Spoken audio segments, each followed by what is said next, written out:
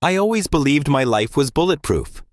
Perfect wife, well-behaved kids, a suburban home with a fenced-in backyard, 2 cars in the driveway, and a loyal best friend who'd been with me since college. I was that guy. The one who had it all and never questioned a thing. But let me tell you something about comfort. It numbs you. It dulls your instincts until you can't tell a real smile from a rehearsed one. And when the truth finally crashes through the door, it doesn't knock. It kicks your soul wide open.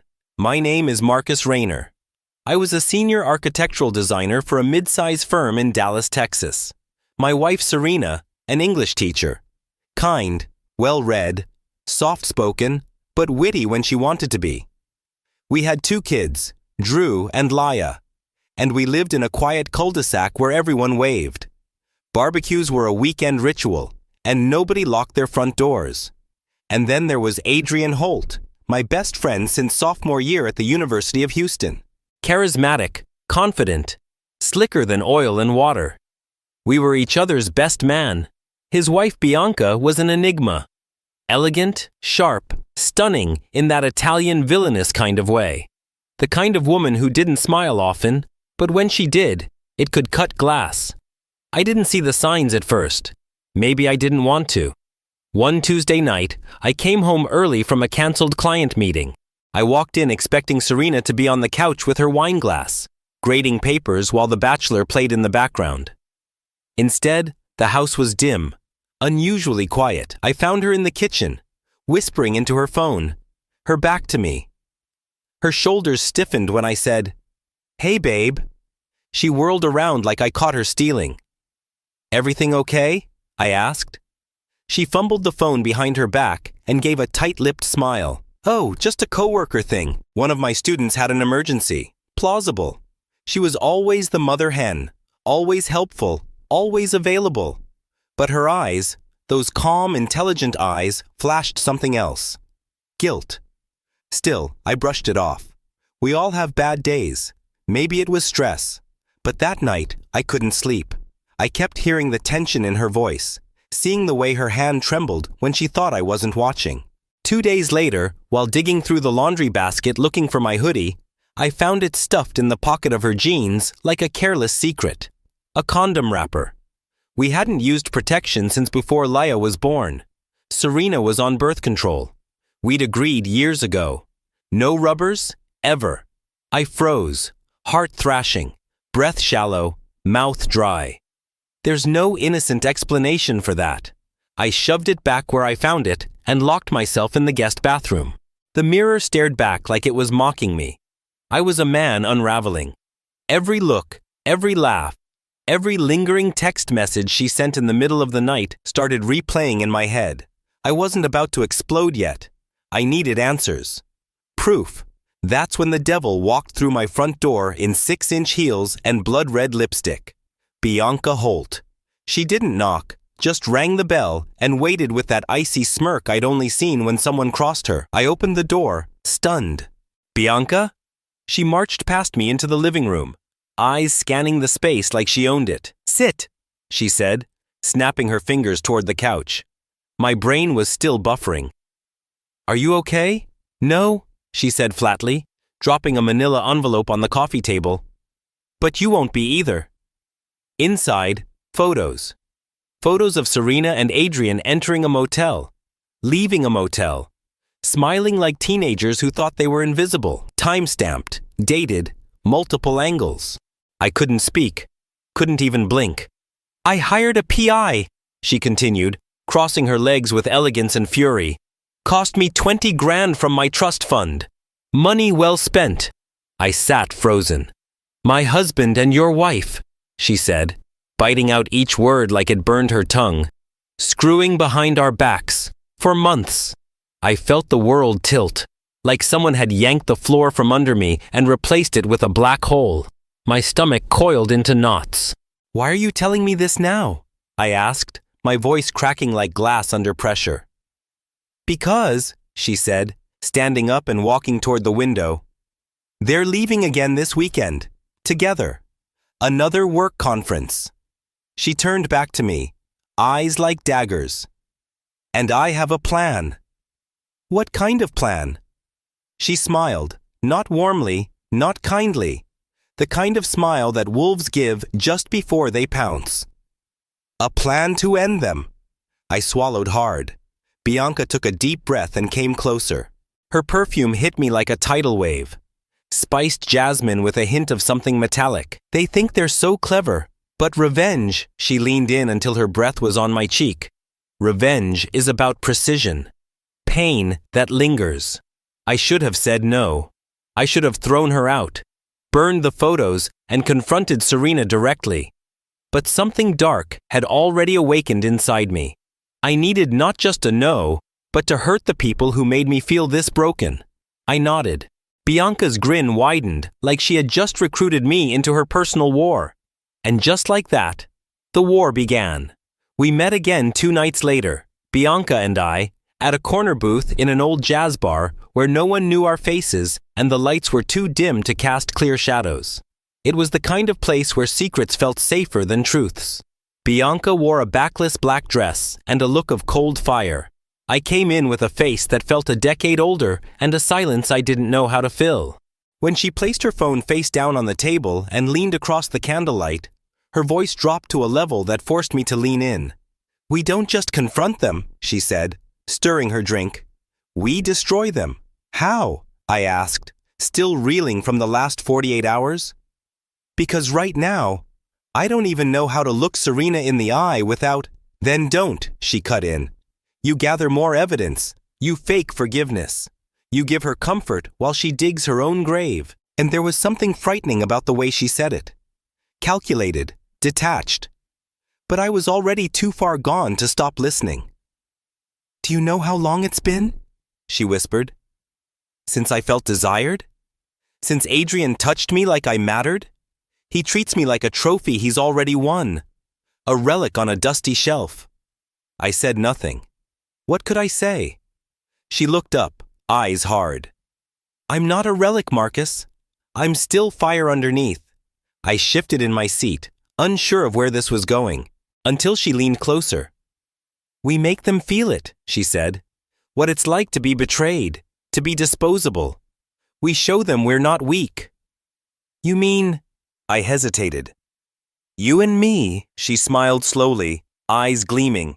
I mean, she said, running a finger along the rim of her glass, we mirror their betrayal, on our terms, and we hide it so well that it makes them question everything. We take back control. I stared at her for a long moment. My heart thudded in conflict. She saw my hesitation and let out a soft laugh. Don't look at me like that, Marcus. You think you're still the good guy? You've already agreed to this war, and in war, there are no innocents. She reached across the table and took my hand. One night, she said, just one night. Let's burn something of theirs. And I let her. We didn't go back to my bar. She led me to a hotel 5 blocks away. Room already reserved under a fake name. The moment the door closed, she dropped her coat, revealing lingerie so delicate it looked criminal. But there was no romance in what followed. No softness. No sweet nothings. It was a collision of 2 broken people, punishing shadows in each other's bodies. I wish I could say I stopped halfway, that I realized it was wrong and backed out. But I didn't. I went through with it. All of it. And when I woke up next to her in tangled sheets and unforgivable decisions, all I could think was, Serena and Adrian deserved to feel this rot. Bianca, however, had other plans. We make this regular, she said, slipping into her dress like nothing happened. They think they're the only ones who can sneak around? Let's see how they like suspicion. But we're doing the same thing, I muttered, sitting on the edge of the bed, half-dressed and full of regret. No, she said firmly. They cheated for thrill, for ego. We're doing this to even the playing field. That makes it better? No, she said, pausing in the doorway. It just makes it fair. From that night on, things blurred. I played my part. At home, I was supportive, calm. I even brought Serena breakfast in bed. She looked at me strangely at first, like she didn't know what to make of my warmth. But behind her eyes, I saw guilt.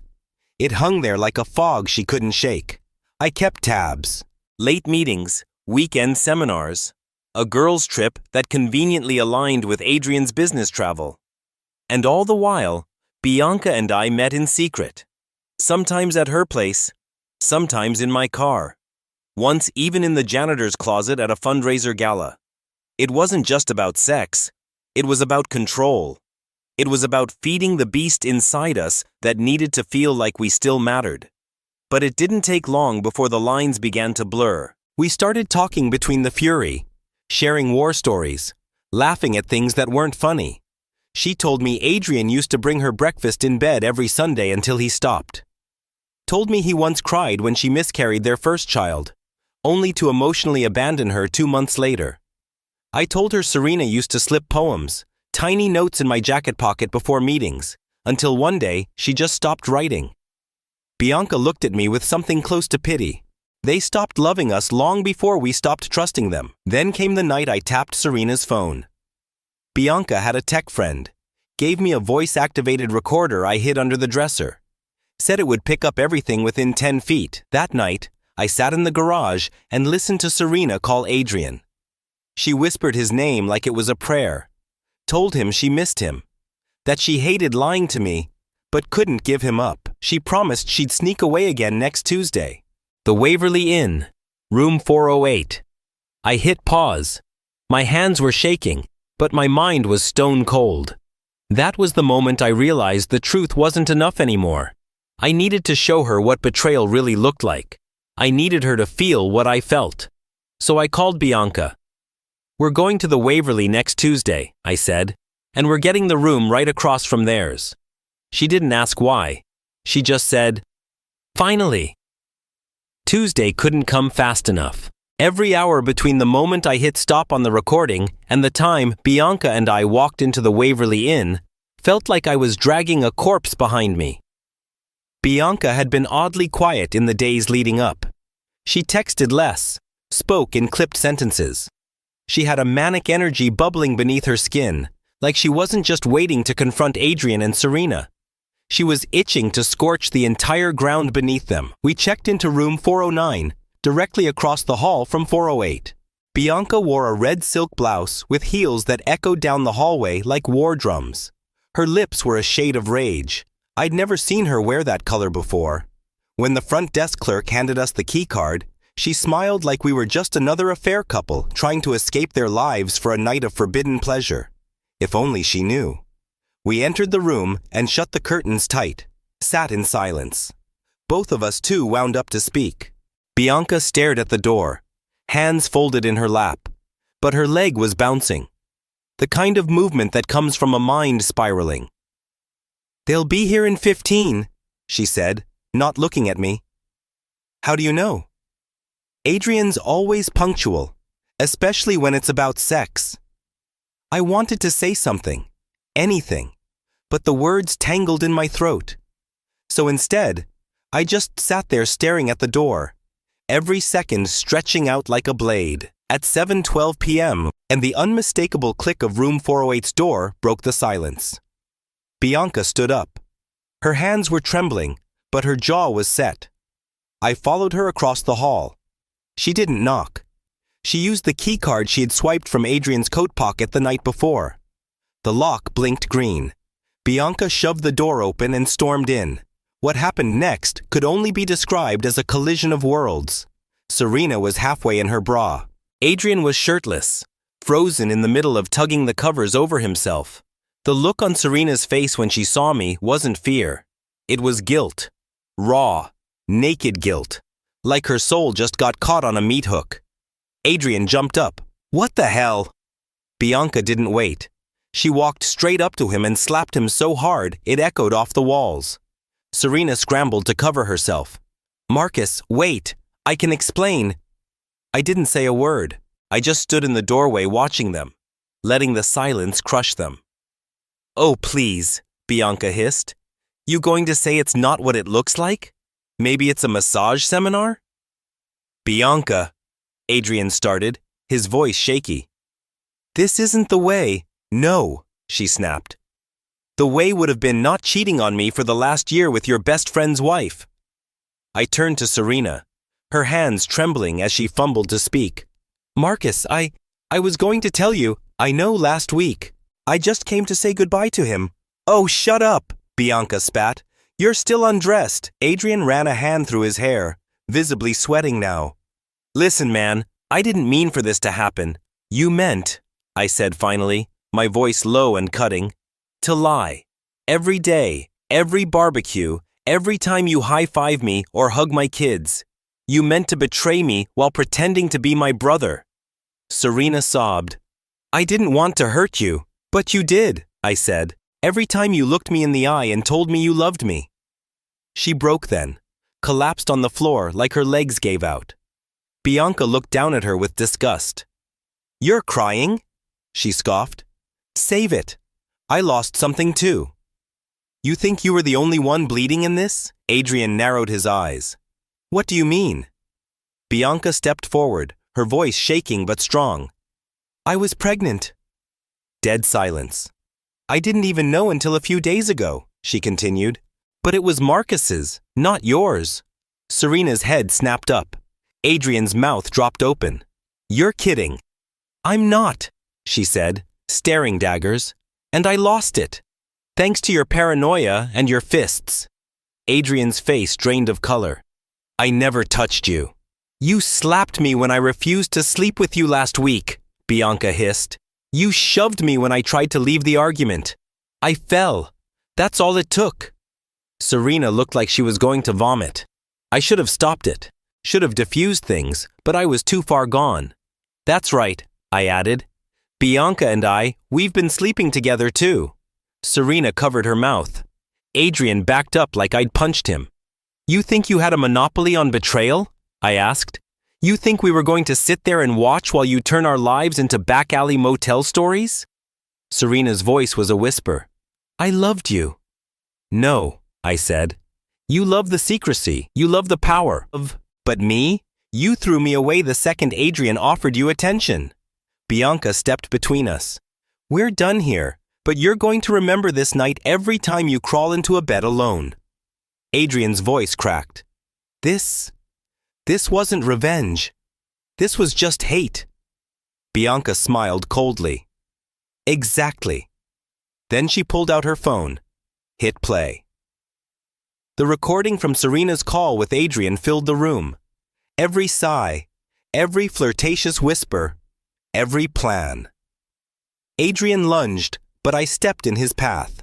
One more step and I swear to God, I'll break your nose. Bianca slipped the phone back into her purse. This is backup for court. What court? Serena whispered. The one I take your ass to, Bianca snapped. When I divorce Adrian for assault, emotional distress, and adultery. With receipts. Serena collapsed again. Adrian stared at me, hollow. Bianca turned to leave, brushing past me without a word. I followed her. Before I closed the door behind me, I looked back at Serena. She was curled on the floor, sobbing. I didn't feel triumph. I felt empty. But sometimes revenge doesn't fill you. It just carves out space for something darker. Bianca and I didn't speak on the way back. Not in the elevator. Not in the car. Not even when we pulled into her driveway and sat in the stillness of the night with only the ticking of the engine between us. She finally broke the silence. We won, but it doesn't feel like it. I looked out the windshield. Because no one really wins. I thought hurting them would fix something inside me, she whispered. But all it did was let me see how broken I already was. She turned to me. I'm filing for divorce tomorrow with the recordings, the PI photos, the financial records. I'll bury him. And Serena, she's your storm to walk through. I dropped her off and drove home. My hands glued to the wheel like I was holding back a scream. When I got inside, Serena was waiting in the dark. Her eyes were red, her face hollow. I deserved everything tonight, she said, her voice shredded. But Marcus, I never stopped loving you. I lost myself. You threw me away, I said, unbuttoning my coat slowly. And you dragged my best friend into it. Or maybe it was the other way around. She shook her head. It wasn't about him. It was about feeling alive, being wanted. After years of just being a mom, a teacher, a wife, I forgot what it felt like to matter. You matter to me, I said quietly. But I didn't matter to you. She sobbed. I messed up. But I'm pregnant, Marcus. I know. She paused. You do? I heard you say it. I just don't believe it's mine. I don't know whose it is, she admitted. But I want to make things right. You can't. I'm not asking you to forgive me, she said, stepping closer. But I want to be honest. I made an appointment for a paternity test. I'll pay for it. I'll handle everything if it's not yours, I swear. Why now? Because I realized I destroyed the only man who ever really saw me. I didn't answer. I just went upstairs and locked the door. 2 weeks passed. Bianca filed. Adrian tried to retaliate, but had nothing. The court had texts, photos, recordings. Her lawyer was ruthless. He walked out of their marriage with a duffel bag and half his dignity. He moved into a hotel near the city. I heard through a mutual friend that he got fired shortly after. Something about embezzling corporate funds. Karma didn't knock. It kicked the door down. Serena lived in the guest room. We barely spoke. We were two strangers orbiting around a wreckage we once called home. Then came the paternity results. She left them on the kitchen counter with a yellow sticky note. It's yours. But I understand if that changes nothing. I stared at the papers for 10 straight minutes. It was mine. But no, it didn't change anything. That same day, I met Bianca for coffee. We sat on a park bench under a gray sky that felt like it was holding back tears. You okay? I asked. She nodded. No, but I'm better than I was. In the case, Adrian's reputation is gone. His bank accounts are bleeding. He has to pay me alimony. And the judge ruled against him getting custody of the house. And your child? Her eyes went soft. I think about what could have been, but I also think it was never meant to grow up in that world. It would have been poisoned by our bitterness. I swallowed hard. Bianca, I don't know what we were or what we are now. We were painkillers, she said gently. But we were also mirrors. We showed each other the truth. We sat in silence. Then she leaned over, kissed my cheek, and said, Take care of that kid and yourself. She walked away, and that was the last time I saw her. 6 months passed. Serena gave birth to a boy. He had her eyes and my jawline. We named him Caleb. We didn't get back together. She moved out, found an apartment nearby. I had the kids on weekends. We were civil for the sake of them. She apologized often, too often. But I stopped asking her to stop, because some ghosts never leave. They just sit beside you at dinner, or in the rearview mirror, or in the smell of someone's perfume that reminds you of what almost destroyed you. Adrian disappeared, moved to Phoenix. No one hears from him anymore.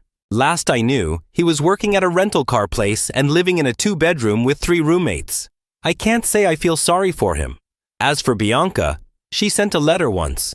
Just a short handwritten note. Don't let them take your fire again. It still belongs to you. I keep it tucked in my wallet. Life isn't what I imagined. It's lonelier, quieter, but it's honest now. Sometimes that's the only revenge left to take.